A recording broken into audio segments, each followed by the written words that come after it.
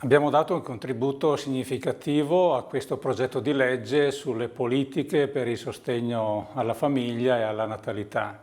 Già dalla Commissione alcune proposte operative sono state accolte dalla maggioranza e anche adesso nella discussione di Aula abbiamo integrato con alcuni punti secondo noi fondamentali.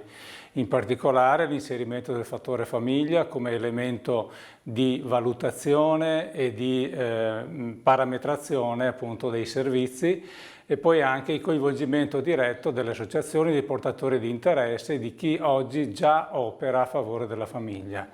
Poteva esserci qualche aspetto ancora di dettaglio migliore, ma insomma alla fine abbiamo dato comunque un voto favorevole per avere una legge di riferimento che guiderà il percorso della Regione e di tutti gli enti coinvolti nei prossimi anni con progetti, indirizzi e attuazioni che rispondono a una logica di promozione, di salvaguardia, ma soprattutto di sviluppo di questo importante